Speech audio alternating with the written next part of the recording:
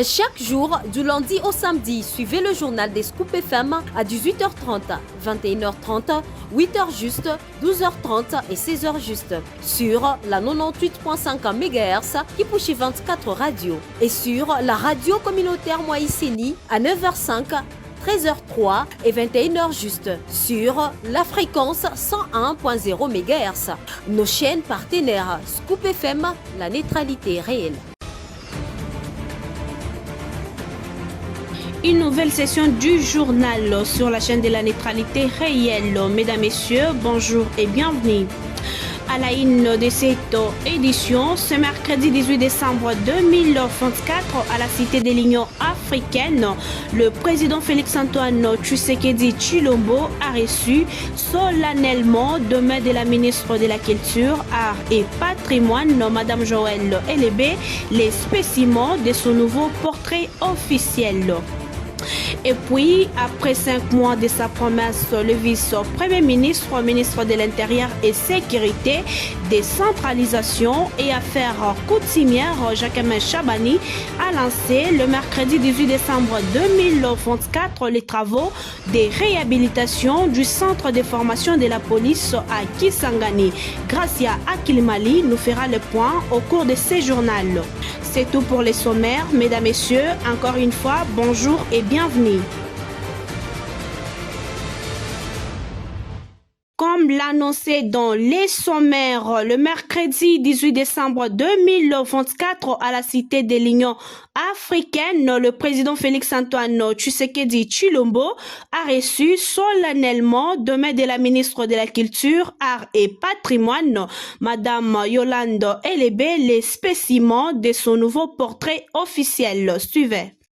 Le portrait officiel du chef de l'État est une œuvre de l'esprit qui constitue la représentation photographique du président de la République. Un signe du pouvoir institutionnel en RDC, ce nouveau portrait du deuxième quinquennat du chef de l'État Félix-Antoine Tshisekedi Tshilombo lui a été remis en main propre par la ministre de la Culture et Arts, Madame Yolande Elébé, en sa qualité de ministre de tutelle.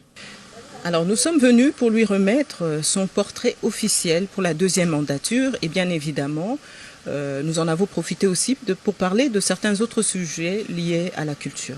Le portrait a suivi toutes les procédures normales, c'est peut-être ça aussi qui a fait que ça a un peu traîné avant que ce portrait officiel lui soit remis, mais maintenant tout est fait et il a reçu officiellement son portrait officiel. Et nous, en tant que ministère de tutelle, par rapport à la création, nous avons fait donc la partie administrative, mais ce qui concerne la distribution, ça se fera par la chancellerie. Emblème iconographique du président de la République, ce nouveau portrait sera distribué par la chancellerie des ordres nationaux tel que le prévoit la loi en cette matière. Pour la ministre de la Culture, ce portrait sera affiché dans toutes les institutions de la République et d'autres services publics, les ambassades et missions diplomatiques de la RDC, des écoles et autres établissements d'enseignement public et privé. Et puis, après 5 mois de sa promesse, le vice-premier ministre, ministre de l'Intérieur, Sécurité, Décentralisation et Affaires coutumières, Jacquemin Chabani, a lancé le mercredi 18 décembre 2024 les travaux de réhabilitation du centre de formation de la police à Kisangani, dans la province de la Chopo, en République démocratique du Congo. Gracia Akilimali nous fait le point. D'après la même source, au cours de cette cérémonie du lancement pour lier l'utile à l'agréable, le VPM Chabani a remis officiellement à titre symbolique un chèque de près de 450 000 $ américains pour l'exécution très rapidement de ces travaux de réhabilitation. Le financement de travaux de cette grande école de formation de la police de la RDC, précise-t-il, est propre au gouvernement de la République. En outre, cette réhabilitation est la suite de matérialisation de la promesse tenue par le ministre de l'Intérieur, Sécurité et Décentralisation au mois d'août dernier dans le cadre de sa mission d'itinérance où il a fait l'état des lieux de l'école de recrutement et de formation de Kapalata. Il en était sorti avec une réalité désastreuse. Comprenez que l'école avait l'image d'un enfant abandonné. Par ailleurs, profitant de l'occasion, le patron de la territoriale, Jean-Kama Chabani, a appelé à la génie de la police à exécuter ses travaux dans un temps record des 60 jours. Satisfait de ces gestes gouvernemental, le gouverneur de la province de la Tchopo, Paulin, a avant tout remercié le gouvernement de la République pour la réhabilitation de cette école. Ensuite, il a salué le patron de la territoriale pour son implication dans le processus de la réfection de ces centres. À l'en croire, ceci vient soulager tant soit peu le problème du sous-effectif de la police avec déjà l'identification de 2200 nouvelles recrues qui seront acheminées à Kisangani pour poursuivre leur formation dans des conditions décentes, a-t-il fait savoir.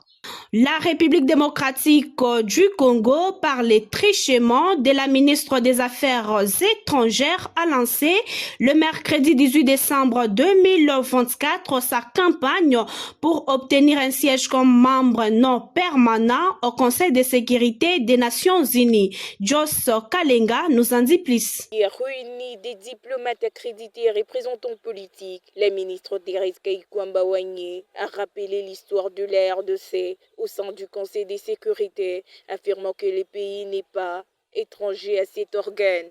Notre pays a siégé pour la première fois comme membre non permanent entre 1982 et 1983 et a renouvelé cette expérience entre 1990 et 1991, période durant laquelle nous avons exercé la présidence du Conseil, a-t-il déclaré, évoquant le rôle clé de la RDC dans la condamnation de l'invasion irakienne des Koweït.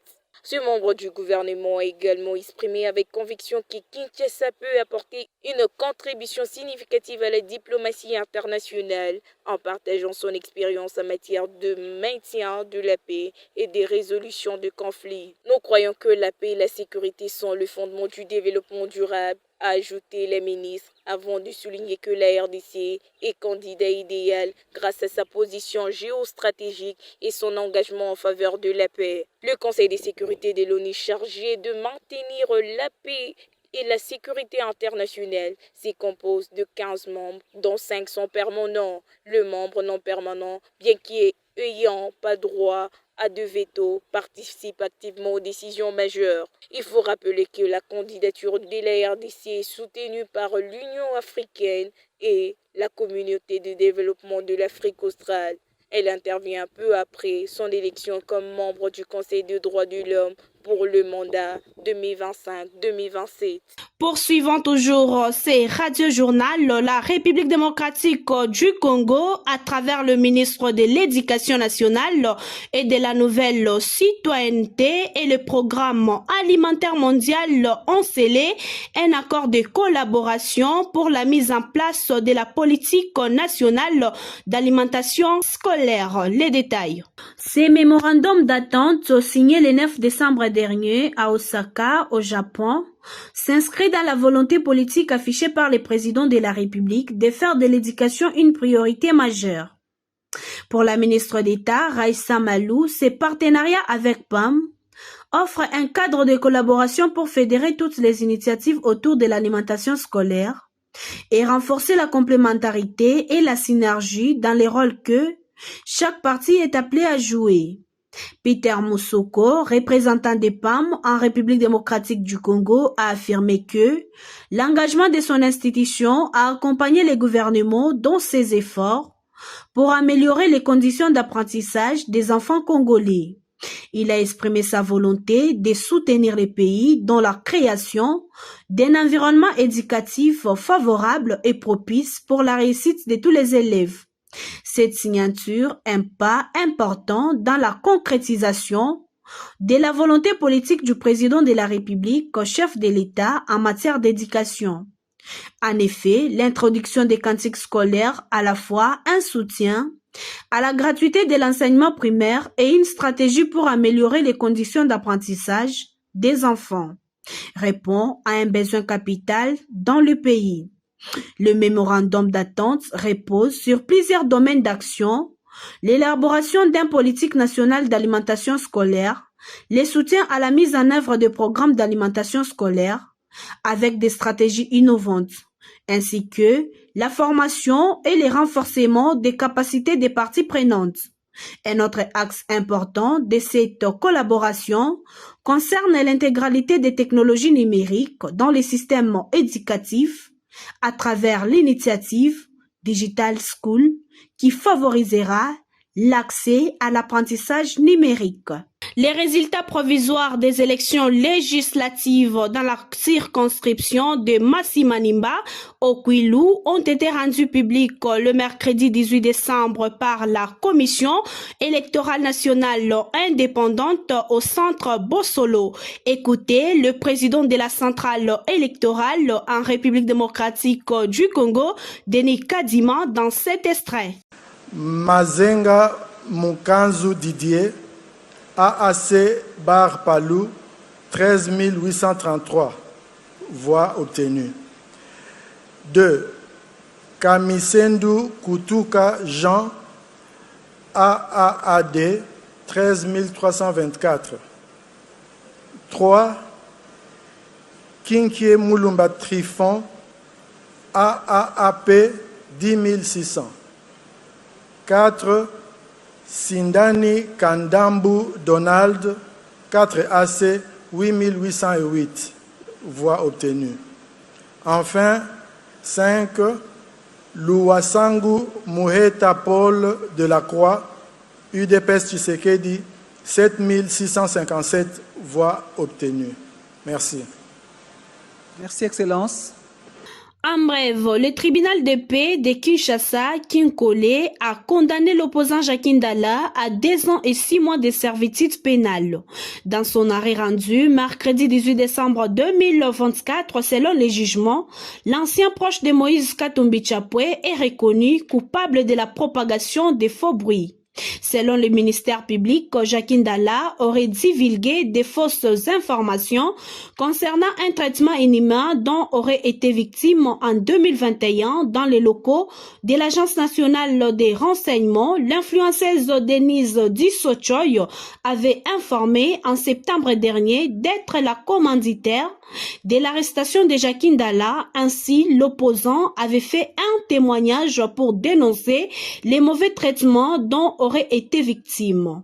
Les avocats de Jacques Ndala, qui comptent faire un appel de ces verdicts dénonçant également un procès politique. Rendons-nous dans la province du Lualaba. Le bourgmestre de la commune de Fungurume, située dans la province du Lualaba, est appelé à fournir des explications détaillées sur l'usage de la redevance minière dans cette entité, a rappelé la gouverneure Fifi Masuka. Suivait. Nous avons montré au vice-premier ministre, ministre de l'Intérieur, toutes les preuves qui nous ont poussé à pouvoir le suspendre. Pendant plus d'1 année, nous avons appelé le bourgmestre de Fungurume pour l'instruire. C'est aussi le dire du chef de l'État. Les fonds de l'État doivent être utilisés pour le bien-être de la population. Il faut que toutes les entités qui en sont bénéficiaires puissent refléter les développements, entre autres la commune de Fungurume. Nous avons constaté pendant toute 1 année et demie que le fonds des redevances minières sont utilisés beaucoup plus en fonctionnement qu'en infrastructure. À ce jour, 1 seul ou 2 kilomètres ont été faits alors qu'ils ont perçu plus de 20 millions de dollars. 18 millions ont été utilisés dans les fonctionnements, seuls 2 millions utilisés pour les infrastructures. Nous demandons à ce bourgmestre de pouvoir s'aligner par rapport à l'administration et de répondre à toutes les questions qui lui seront posées par rapport à sa suspension préventive. Faute de réponses ou de justifications de tout le fonds qu'il a pu utiliser, son dossier sera envoyé en justice. Mais si il parvient à répondre ou justifier tous ces fonds-là, je crois qu'il pourra reprendre son travail normalement. Pour finir, en bref, encore des morts sur des routes. Au moins 15 personnes sont décédées suite à un accident survenu sur l'axe Mitoaba-Manono. Hier soir, Cyril Kibinga, assistant de l'administrateur du territoire de Mitoaba, qui a dit à Top Congo, explique que le drame a eu lieu à 21 km de Mitoaba Centre où un camion haut qui transportait des sacs de ciment, des marchandises et des personnes en provenance de Lubumbashi vers Manono a fait un tournant. Il explique que la fouille se poursuit pour retrouver d'autres corps coincés. Il fustige de constater que la population puisse continuer à prendre ce genre de camions alors que la route n'est pas en bon état. L'ivresse au volant serait la base de ces ignobles accidents. Ce journal est terminé sur les antennes de Scoop FM. Merci à toutes et à tous de nous avoir suivis à travers le monde. Restez toujours branchés sur la chaîne de la neutralité réelle. Au revoir.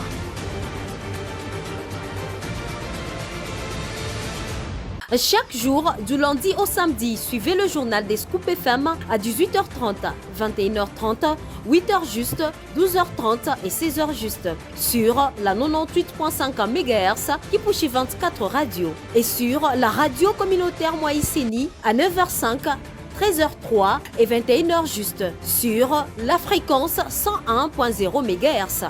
Nos chaînes partenaires Scoop FM, la neutralité réelle.